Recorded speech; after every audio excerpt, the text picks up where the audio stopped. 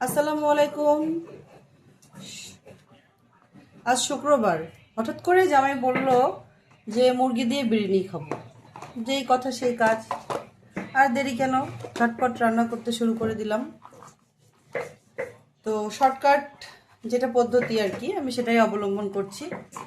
আমি এখানে আদা, রসুন, জিরা বাটা, টক দই, কাঠবাদাম, পোস্তদানা এগুলো দিয়ে আগে মাংসটা ম্যারিনেট করে কিছুক্ষণ রেখে দিয়ে তারপর আমি মাংসটা ভুনাবো। ভুনিয়ে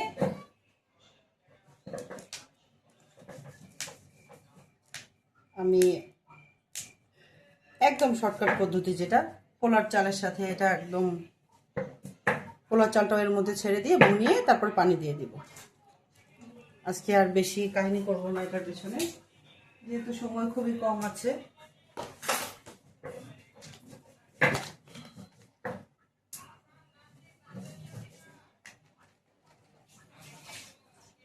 ছোট এলাচগুলো আমি একটু থেতো করে নেব। দিয়ে দিলাম গোলমরিচ, ডালচিনি, লং,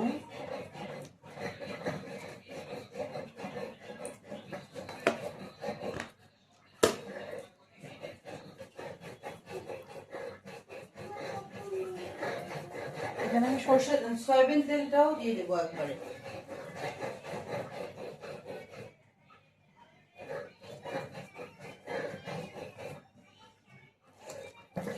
মরিচ, কাঁচামরিচ যেখানে ইউজ করেছি, এটা ভুনা করতে করতে কাঁচামরিচটা একদম গলে যাবে, এই জন্য আর কাঁচামরিচটা বেটে দিলাম না। শর্টকাট রেসিপি যেটাকে বলে আর কি। টক দইটা আমার এখনো ডিপ হয়েই আছে, একটু গলে যাবে কিছুক্ষণের মধ্যেই।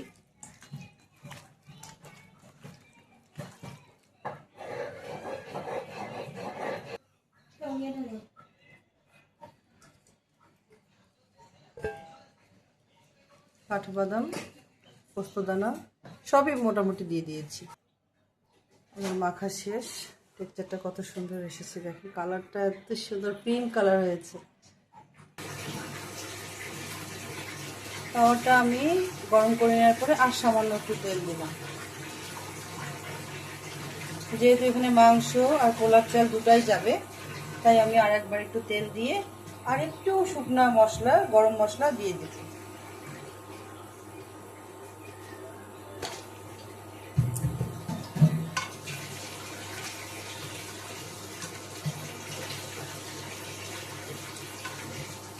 তেজপাতা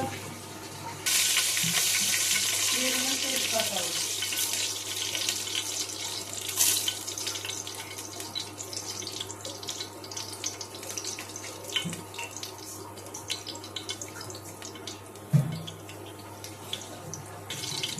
দিয়ে মেখে রাখা তখনকার সেই মাংসটা আমি এখন ছেড়ে দিলাম।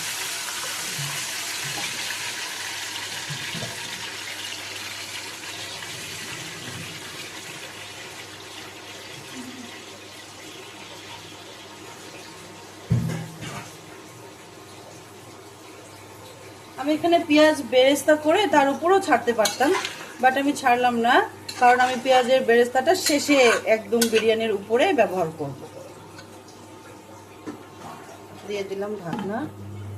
এখন কিছুক্ষণ রান্না হবে, এর ফাঁকে আমি চালটা প্রসেস করে নিয়ে গরম পানিটা করে নিচ্ছি। লবণটা আমি অ্যাড করতে ভুলে গিয়েছিলাম, আমি এখন লবণটাও অ্যাড করে দিচ্ছি।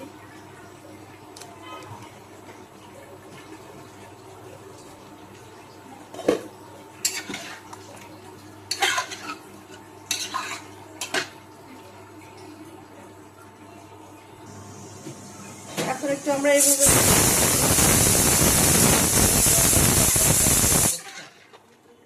মাংস থেকে পানি ছেড়েছে, এবং এইভাবে মাংসটার পানিটা শেষ হয়ে গেলে আমি ভুনাতেই থাকবো।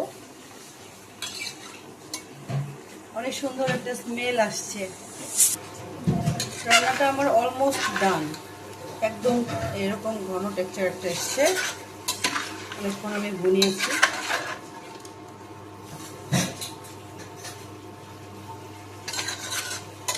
এখন এই মাংসটা আমার পোলাওয়ে দেওয়ার জন্য একদম পারফেক্ট, চালে দেওয়ার জন্য। চাল আমি ধুয়ে রেখেছি, ভেজে রেখেছি। এখন আমি গরম পানিতে চালটা দিয়ে ওর মধ্যেই মাংসটা দিয়ে দেবো, দিয়ে হয়ে যাবে আমার ঝটপট চিকেন বিরিয়ানি। চালটা আমার 70% হওয়ার পরে আমি মাংসটা দিয়ে দিচ্ছি, দিয়ে নেড়ে ঢেকে দেব। এখন আমি এখানে একটু কেওড়া জল ইউজ করব।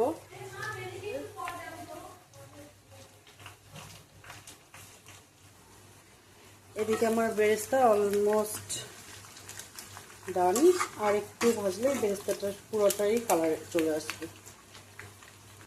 রান্নাটা যেহেতু হয়ে গেছে প্রায়, এখানে একটা কাঁচামরিচ আরও অ্যাড করে দিলাম। এখন ঘি দিয়ে নামিয়ে ফেলবো।